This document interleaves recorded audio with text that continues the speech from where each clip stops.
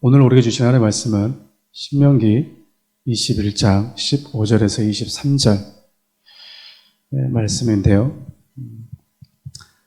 우리의 저주를 감당하신 분이라는 제목으로 하나님의 말씀 함께 나누도록 하겠습니다. 오늘 우리가 함께 나눠볼 본문의 말씀에는 크게 두 가지 내용이 담겨져 있죠. 하나는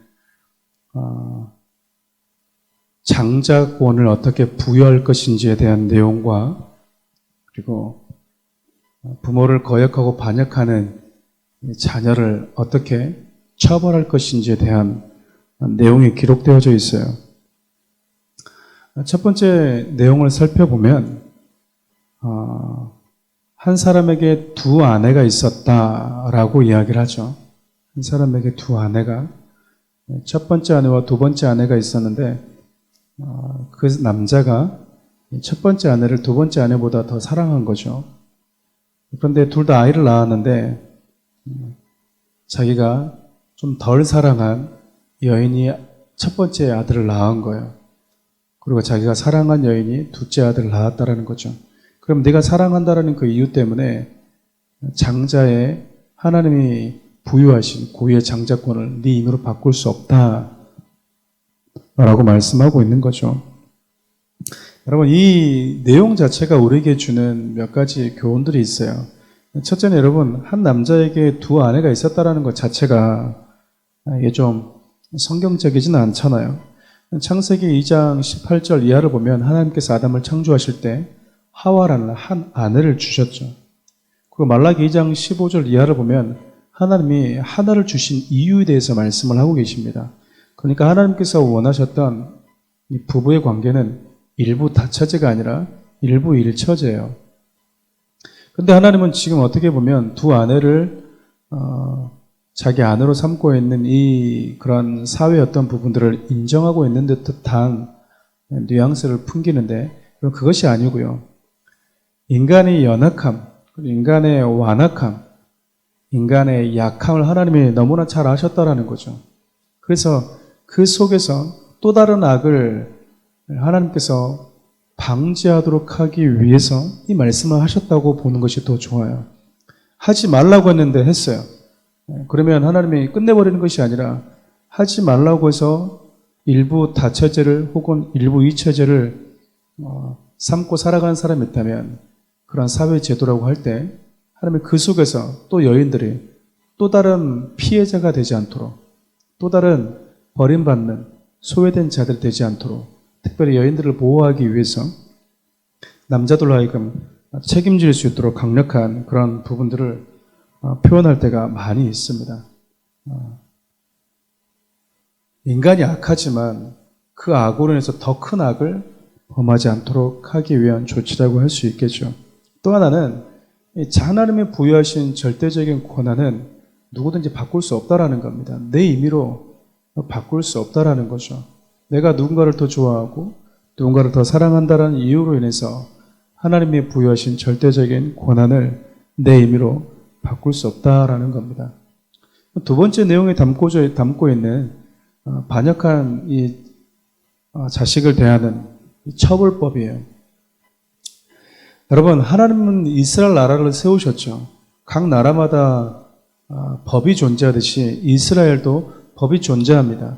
각 나라마다 존재하는 법 중에서 가장 강력한 처벌법도 존재하는 것은 여러분 다 알고 계실 거예요. 가장 강력한 처벌법이 뭡니까? 사형제도이죠. 지금도 사형제도가 있는 나라들이 많이 있잖아요. 여러분, 하나님의 세우신 이스라엘 나라 역시 죽일 죄를 범한 사람들, 그러니까 죽여야만이 하는, 죽음으로 대처할 수밖에 없는 엄중한 처벌법도 오늘 본문의 말씀을 보면 존재했다라고 이야기를 해요. 죽일 죄가 있을 만큼 엄중한 법이 존재한다고 22절에 이야기를 하죠. 근데 그것이 뭐냐? 부모를 반역하고 거역하는 폐악한 태도를 취하는 겁니다. 이것이 어떻게 보면 좀 너무해 보인다. 부모에게 거역했다고 해서 이렇게 돌로 쳐 죽일 수 있나라고 할 수 있겠지만, 여기에도 몇 가지 의미가 있어요. 첫째는 부모에 대해서 하나님이 부여하신 이 권한, 이 무게감, 이게 우리가 생각하는 것보다도 더 크다라는 겁니다. 특별히 이스라엘 백성들 같은 경우는 여러분들이 신명기부터 출애굽기, 신명기, 민수기 쭉 이렇게 읽어오시면서 여러분들이 이렇게 읽어보셨겠지만 자녀들은 부모를 통해서 하나님을 배우고요. 하나님을 알아가도록 되어져 있었어요. 그러니까 부모는 보이지 않는 하나님을 자녀들에게 보여주는 존재였던 거죠. 그러니까 부모의 말씀을 거역하는 것은 그 말씀을 들려주는 하나님을 거역하는 것과 동일한 무게의 죄로 하나님이 치부하셨다라는 겁니다. 그리고 여러분 또 우리가 이거 살펴볼 것 중에 하나가 뭐냐면 우리가 성경을 대하는 접근 방법이에요. 하나님 너무한 거 아니야? 어떻게 이렇게 사람을 쳐 죽이라고 그래? 이렇게 우리는 이런 식으로 접근하는데 이렇게 우리가 하나님의 이 말씀을 주실 때는 하나님이 이 죄를 얼마나 엄중하게 보시는가. 여러분 우리나라에도 살인죄를 저질렀을 때 무기징역이나 사형이 있잖아요. 살인죄를 저지를 때. 우리가 그 죄를 보고 와 너무한다라고 말합니까? 대부분 사람들은 그 처벌과 상관없이 살아갑니다. 왜죠? 살인죄를 저지르지 않기 때문에 그러죠. 사람을 죽이지 않으면 그 법과 상관없이 살아갈 수 있다는 거예요. 아무리 교통단속법이 시속 80이 적혀 있어도 내가 그 순간 80이라는 속도를 지키고 가면 80이라는 속도를 지키지 않았을 때 주어지는 처벌법은 나와 상관없는 법이 되는 거죠. 그러니까 이 법 자체도 우리와 상관없는 법이 될 수 있습니다. 어떻게 할 때요? 하나님이 이 법을 왜 주셨는지 이 법에 대한 엄중함을 가지고 지켜 행하게 되면 우리는 이 법과 상관없게 돼요. 근데 우리는 자꾸 어떻게 보게 되는 거죠? 예외의 근원. 그러면 그런 사람 죽는 거야? 그런 사람 하나님 그렇게 쳐 죽이는 거야? 라고 우리가 자꾸 하나님이 이 메시지를, 이 말씀을 우리에게 왜 주셨는지에 대한 접근법보다는 자꾸 하나님이 너무하신다라고 하는, 마치 아담과 하와에게 뱀이 다가왔을 때 하나님에 대해서 하나님이 주신 그 법, 내가 이걸 지켜야 된다라고 하는 선악과에 대한 법, 내가 너에게 주는 그 위치를 지켜야 된다라고 하는 그 제한된 그 테두리 안에 있는 것에 대한 불쾌감과 거부감과 하나님에 대한 왜곡된 시선을 가지고 하나님이 지정하신 법을 바라보게 했던 것과 똑같은 시선으로 우리가 바라볼 때가 많다라는 거예요. 법을 왜 만들었냐? 그 말인 건데, 여러분, 우리는 법을 지켜야 되는 존재지 법을 제정하는 존재가 아닙니다. 자꾸 우리가 하는 질문들을 보면 우리가 하나님이 되려고 한다는 거죠. 오늘 본문도 마찬가지죠. 내가 좋아하니까 장자는 내가 정한다. 하나님이 아니잖아요. 그 법을 왜 정했어? 나는 불쾌해. 내가 법을 만들 거야. 그거는 내가 하나님이 되겠다라는 거잖아요. 여러분이 기억하셔야 돼요. 하나님은 하나님을 창조한 것이 아니라 인간을 창조하셨어요. 인간은 하면 안 되는 게 있고요. 해서는 안 되는 것이 있는 제한된 존재라는 겁니다. 유한한 존재, 영원한 존재가 아니에요. 하나님이 아니라는 것이죠. 그런데 우리는 늘 살아갈 때 하나님처럼 살아가려고 하고요. 본인이 스스로 하나님인 것처럼 세상을 바라보려고 할 때가 있다는 거예요. 그러니까 내 임의대로 뭐 하는 겁니까? 저건 잘못됐어. 하나님은 왜 그렇게? 하나님 왜 그런 법을 만들어? 하나님 부당한 거 아니야? 그 말이 뭡니까? 하나님 앞에 내가 훈수를 두고 있는 거죠. 그거 자체가 내가 하나님 위치에 있는 거예요. 우리가 끊임없이 성경을 볼 때마다 하나님이 이 말씀을 통해서 우리에게 주고자 했던 메시지가 무엇인가? 실질적으로 이렇게 반역해서 이스라엘 가운데 죽었던 자들이 얼마나 있는지는 모르겠어요. 그런데 적어도 성경이 기록된 걸 보면 그렇게 많지 않아요. 아마 살인죄를 저질러가지고 사형받았던, 처벌받은 사람들보다 극히 드뭅니다. 그럼에도 불구하고 하나님이 이렇게 말씀하실 때 우리는 하나님의 이 말씀을 하시는 그 죄에 대한 엄중함에 대한 관심과 시선보다는 불쾌감에 우리 시선의 마음을 뺏겨버릴 때가 많다라는 거예요. 성경을 그렇게 우리가 대할 때가 있다라는 거죠. 여러분 오늘 말씀을 보면 장자권도 마찬가지고요. 부모에게 반역했던 자를 처벌하는 방식도 마찬가지죠. 오늘 본문의 말씀을 보면 또 이렇게도 얘기해요. 죽일 죄를 범함으로 인해서 그를 나무에 달아서 저주에 이르게 할 죄도 있다라는 거예요.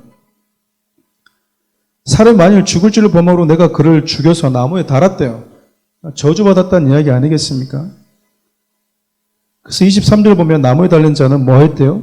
저주를 받았다. 하나님께 저주받은 자들이다 라고 설명을 하고 있어요. 여러분 잘 보십시오. 인간의 연약함과 인간의 악함에 대해서 오늘 본문이 이야기하고 있는데 나무에 달렸다는 것은 하나님의 저주 아래 있다는 거잖아요. 근데 여러분 잘 알다시피 나무에 누가 달리셨습니까? 저와 여러분이 달렸습니까? 아니죠. 예수님이 달리셨어요. 예수님이 십자가에서 나무 위에서 하나님께 저주를 받으신 거죠. 왜였을까요? 바로 저와 여러분들의 반역과 패역과 하나님을 대적하는 그 죄악 때문에 우리 주님이 대신 죄를 감당하신 겁니다. 그러니까 우리가 달려야 되는데, 우리가 저주받아야 되는데, 우리가 돌에 맞아야 되는데 우리 주님이 대신 채찍을 맞으시고 저주를 받으셨다라는 거예요. 그러니까 여러분 오늘 말씀을 보면서 그냥 하나님 너무하는 거 아니냐라고만 여러분들이 보시면 성경을 잘못 오해하고 있는 거예요. 성경의 전반적인 하나님의 사랑과 구속의 내용을 무시한 채 본문을 보는 거죠. 결국 하나님이 그렇게 엄중하게 죄에 대해서 엄중하게 다루신 그분이 결국 우리의 죄를 누구에게 전가시켰는가를 보게 된다면 하나님이 저와 여러분들을 어떻게 대하는지를 우리가 다시금 생각해 볼 수 있지 않을까 싶어요. 말씀을 정리하려고 합니다. 여러분 오늘 본문을 자세히 보면 창조주 하나님께 반역하고 패역하게 행했던 그런 저와 여러분들의 모습들은 생각나지 않습니까? 즉 다시 말하면 하나님의 생명에서 단절되어서 죄가 죄인지를 알지 못하고 하나님이 말씀하심에도 불구하고 일부 일처제가 아닌 내가 원하는 대로 아내를 취하고자 하는 마음, 내 정욕대로 아내를 취하고자 하는 그런 죄악된 연약함을 가지고 있는 우리, 끊임없이 하나님을 거스르고 반역하고 불순종하고 왜 그런 말씀을 우리에게 허락하셨느냐고, 왜 내가 그걸 지켜야 되냐라고 하는 우리 마음속에 있는 불쾌감을 가지고 있는 우리, 그렇게 하나님에게서 단절돼 버린 죄인된 우리를 하나님의 나무에 매달아 버리지 않으시고 독생자를 매달으심으로 인해서 저와 여러분들의 그 반역과 불순종과 대적과 모든 죄악을 감당케 하셨다라는 겁니다. 예수님의 대신 우리의 죄를 감당하심으로 인해서 자격이 없는 우리가 하나님의 자녀가 되어서 하나님의 아들된 장자된 자들이 누릴 수 있는 그 축복과 유업과 기업을 누릴 수 있게 되었다라는 거야. 철저하게 하나님의 계획과 그분의 섭리 가운데서 이루어진 일들인 것이죠.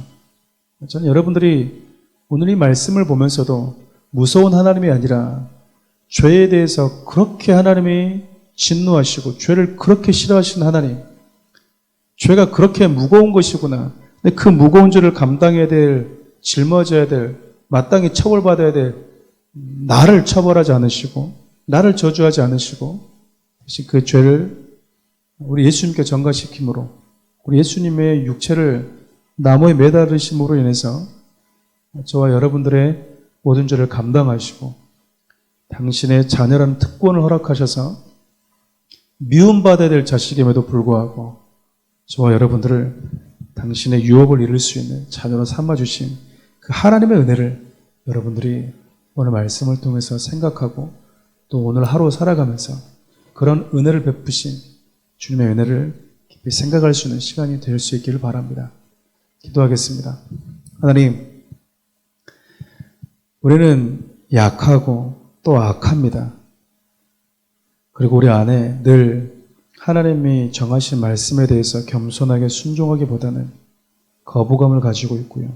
불쾌감을 가지고 있고 또 하나님의 말씀을 거역하는 그 마음들 우리 안에 있음을 고백합니다. 그렇게 하나님 앞에서 단절되어 버린 우리 대신 주님께 모든 것을 전가시키시고 우리를 당신의 유업을 이룰 축복의 상속자로 삼아주신 하나님, 우리가 그 은혜를 날마다 기억하며 살아갈 수 있는 하나님의 사람들이 되게 하여 주십시오. 오늘 하루 사랑하는 우리 교회 모든 성도들을 주님의 볼로 덮어주시고 하루의 삶을 축복해 주십시오. 예수님의 이름으로 기도합니다. 아멘.